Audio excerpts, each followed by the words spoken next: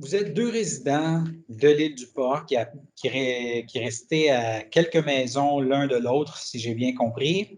Et hier après-midi, vous avez vécu une expérience assez hors du commun. Peut-être expliquer là, comment ça s'est passé, il était quelle heure, comment ça a commencé là? Ben, c'était en début, si je me souviens bien, Pierre, c'était en début d'après-midi, hein? Oui, oui. Ouais, c'est ça, en début Une heure d'après-midi. ou deux, là, je pense. C'est ça. Donc, pour faire une histoire courte, ben, c'est ça. Moi, en tout cas, j'ai entendu. En fait, j'ai vu en premier une chaloupe l'autre bord de la rivière, de la rivière, parce que nous, on était à l'île du Pas.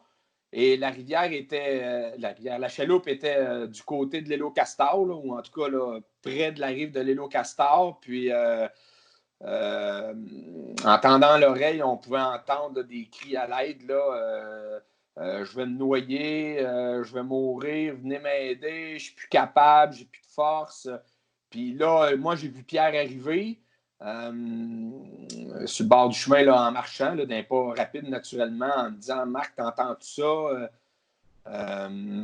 Puis oui, je dis oui. Je dis, il y a quelqu'un de l'autre bord de la rivière là, qui est en détresse. Donc, ben là, c'est ça. Là, moi, j'ai des kayaks dans mon garage qui sont facilement accessibles. Donc, continue, Pierre. Ben, c'est ça, là, on s'est dit go, il faut essayer. Donc, on a pris take a kayak, puis on est descendu vite fait. Puis, on ne savait pas trop, en tout cas, on voyait la chaloupe, mais on ne voyait pas la personne qui criait à l'aide. Donc, on s'est dirigé très rapidement vers lui, là. Et puis là, lorsque vous êtes arrivé, vous avez tenté de l'aider à rester à flot, là?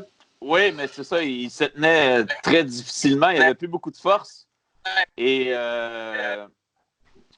par la suite, c'est ça, on a fait le tour et on le tenait. Je suis arrivé le premier, je le tenais la tête hors de l'eau par son manteau. En l'aidant, Marc, par la suite, est arrivé, est embarqué dans la chaloupe. Puis par la suite, ben, c'est ça, on le tenait là, on se demandait comment faire pour le ramener sur le bord, là, parce que le moteur faisait défaut aussi. Oui, c'est ça. Donc, moi, c'est ça, je suis arrivé un petit peu là, après Pierre. Et là, c'est sûr que là, on s'était dit, nous, avant de s'approcher là, de M. Caillé, parce que c'est M. Claude Caillé là, qui était en détresse, là, on s'est quand même parlé, de dire, écoute, il ne faut pas quand même s'approcher trop, parce que s'il agrippe les kayaks, il peut nous faire verser aussi. Donc, on va essayer de s'approcher intelligemment, là, justement, pour pas que c'est que nous autres aussi, on soit mis en détresse. Là, donc, on s'est approché, mais de toute façon, il était tellement. Monsieur, malheureusement, il ne sait pas nager en plus. Il n'y avait pas de ceinture de sécurité. Donc, il était vraiment agrippé là, à la chaloupe. Donc, on s'est parlé un peu. Puis là, on s'est dit, ben, regarde, on n'a pas le choix là, parce qu'il fallait qu'il y ait une ou deux qui embarquent dans la chaloupe. Puis finalement, ben, ça a donné que c'était moi qui ai embarqué. Donc, j'ai sauté du kayak à la chaloupe. Puis là, ben, on pourrait être plus en mesure de le tenir là, hors de l'eau. Là. Donc, là, j'ai essayé de faire fonctionner le moteur. J'ai réussi, mais il allait vraiment pas bien là, pour une raison dont j'ignore. J'en ai une chaloupe, j'en ai un moteur, mais lui, je ne le connaissais pas. Puis, peu importe, après ça, on a pris la décision d'y aller à la rame. Là, puis de le tenir. Là. On a essayé de s'échanger, ramer un petit peu, le tenir, s'échanger, ramer, le tenir. Là. Parce qu'il était très, très lourd. Là. Veux pas, il y avait des grandes bottes, des bottes culottes qui étaient pleines d'eau, en néoprène en plus. Son manteau d'hiver qui était plein d'eau aussi, donc il était très, très lourd. Là. Et lui, ça faisait un bout de temps qu'il était à l'eau, là. Écoutez, moi, c'est ça. Moi, je lui ai parlé à M. Caillé ce matin. Il m'a appelé là, pour me remercier, puis remercier Pierre aussi, naturellement. Là. Moi, ce qu'il me disait, c'est qu'un matin, là, je lui ai posé des questions naturellement. Lui, ça faisait, là, il disait là, peut-être approximativement 1 heure qu'il était accroché à sa chaloupe. Donc, oui. Et puis, tu sais, quand il est arrivé sur les rives de l'île du Pas, là, puis que, en fait, que la sécurité publique, les pompiers de Berthier sont venus le secourir, parce qu'on a fait un petit bout avec lui sur la rivière, mais après ça, les secours, là, les premiers répondants sont arrivés. Puis ils l'ont pris en charge, ils l'ont pris en main, puis ils l'ont ramené sur le bord avec leur canot pneumatique. Quand on est arrivé de l'autre bord, les ambulanciers ont été clairs. C'est une question de minutes avant qu'ils décèdent, malheureusement. Là. Probablement que si on avait tardé encore plus à arriver, peut-être que malheureusement, il ne serait plus là aujourd'hui, là, M. Caillé. Là. Donc, c'est ça, c'est une question de minutes là, avant qu'il décède, là, malheureusement. Là. Et lui, comment il s'était retrouvé dans cette fâcheuse position? Ben là, écoute, c'est ça. Suite à la discussion que j'ai eue ce matin encore avec M. Caillé, bon, M. Caillé, c'est un trappeur de rat musqué, de rat d'eau, là. Puis il est en train de trapper le rat musqué là, sur la rive de l'île aux Castors. Donc, il était vraiment là, en grand bas, comme je dis, en bas de culotte. Il était là, à l'extérieur de sa chaloupe en train d'installer un piège. Il était environ, comme il me disait ce matin, environ à peut-être 2 pieds d'eau là, sur la rive de l'île aux Castors. Il était en train d'installer un piège, mais il ne s'est pas méfié de sa chaloupe. Puis là, quand il s'est reviré de bord, il a vu que sa chaloupe s'en allait à la dérive par le vent. Là. Il y avait du courant quand même un petit peu hier. Donc lui, le réflexe qu'il a eu, naturellement, c'est d'aller récupérer sa chaloupe. Mais en allant récupérer sa chaloupe, il a pris le bas-fond de la rivière. Donc là, il s'est ramassé complètement submergé d'eau.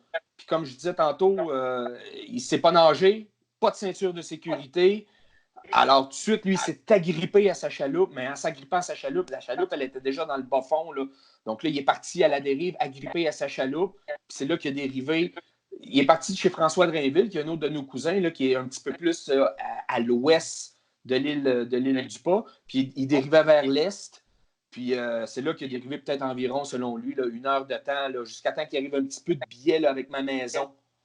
Donc, c'est pour ça que c'est nous là, qui sommes partis là, à sa rescousse. Là. J'imagine que c'est une expérience dont vous allez vous rappeler toute votre vie, là. Oui, puis on va se rappeler aussi de mettre nos ceintures de sécurité quand on va aller en chaloupe la prochaine fois.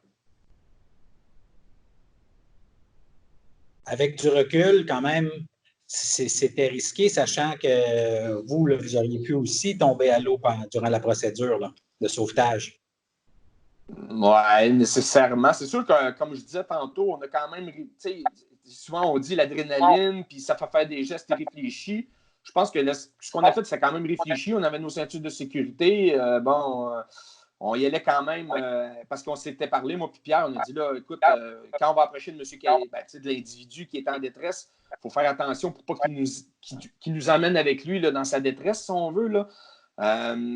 Puis, tu sais, j'ai dû passer, moi, de mon kayak à la chaloupe. Donc, tu sais, le saut que j'ai pu faire, j'ai quand même réfléchi un peu. Tu sais, j'ai pris quand même quelques secondes pour m'apprendre puis essayer de donner un élan là, pour sauter dans la chaloupe. Là. Il pouvait avoir un certain risque aussi à faire ça, mais je veux dire, si on n'avait pas le choix de le faire, là, si on voulait sauver la vie, il fallait quand même qu'il y ait un de nous deux qui aille sur le solide vraiment dans la chaloupe. Quoique Pierre, il faisait de la super bonne job, là, mais dans le kayak, c'est pas évident. Tu as moins d'appui. Puis l'eau commençait à rentrer pas mal dans le kayak aussi. Et je peux vous dire qu'elle était vraiment très froide. Vous êtes vraiment 2 héros. Non, quand même. On a fait ouais, c'est ça. 2 cousins qui ont fait une bonne action. Ça, on le sait, là. On est quand même. Mais des héros, non. Là. Je veux dire, je pense que tout le monde aurait fait ce qu'on a fait, là, dans le sens où, il y a une personne en détresse que tu l'entends crier, là, puis c'est quand même assez. C'est peut-être ce qui est le plus troublant un peu, c'est d'entendre une voix qui est en détresse, là, de dire venez m'aider, je vais mourir, je vais me noyer, j'ai plus de force. Ça, c'est peut-être l'élément qui est le plus un peu pas paniquant, là, mais qui fait réfléchir en maudit, qui fait qu'à un moment donné, tu te dis bon, ben, go, il faut y aller, là, on va aller l'aider, le pauvre homme, là, il est en train de se noyer, là, donc c'est ce qui a fait qu'on s'est regardé à un moment donné et on s'est dit go, on y va, là, on va aller l'aider parce qu'il va se noyer, là, puis c'est aussi simple que ça. Là. Et puis vous dites que vous lui avez parlé ce matin, là, il va mieux. Oui, absolument. Écoute, je ne peux pas vous dire s'il est encore à l'hôpital ou à la maison, mais sa voix à matin là, était quand même claire, là, puis il était très reconnaissant là, de ce qu'on lui avait fait. En fait, il était très clair. Regarde, vous m'avez sauvé la vie. Là, j'étais plus capable. Là. J'avais plus de force dans mes bras. J'étais plus capable de me tenir. Là, donc, vous m'avez vraiment sauvé la vie. Donc, mais son thème de voix, M. Caillé avait l'air d'être bien. Il avait l'air d'être bon. Là, avait l'air d'être correct. Là. Il ne devrait pas en garder des séquelles, donc. Ah, ça, je ne peux pas vous dire, mais j'espère juste qu'il a appris sa leçon. Par contre, comme Pierre disait tantôt, la morale de cette histoire, c'est que surtout, le monsieur, il ne s'est pas nager. Écoute, une grande botte en plus, des bottes culottes, manteau d'hiver. Le monsieur, tu sais, quand tu es à la chasse au rat, même, je présume que tu fais beaucoup de manœuvres dans la chaloupe, tu débarques de la chaloupe, rembarques dans la chaloupe. Je veux dire, d'avoir une ceinture de sécurité. Ah, puis l'eau froide de même, glaciale, avoir une ceinture de sécurité, c'est assez basique. Là. Je ne fais pas de reproche, là, je ne suis pas là pour faire la morale à personne. Mais ceci étant dit, je pense que s'il y a une morale à retenir de ça, c'est que faut avoir une ceinture de sécurité quand on est en chaloupe comme ça. Je pense de porter une ceinture de sécurité, c'est la moindre des choses. Là.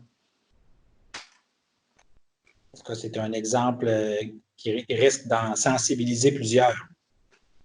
Ben, on l'espère. Là. On l'espère.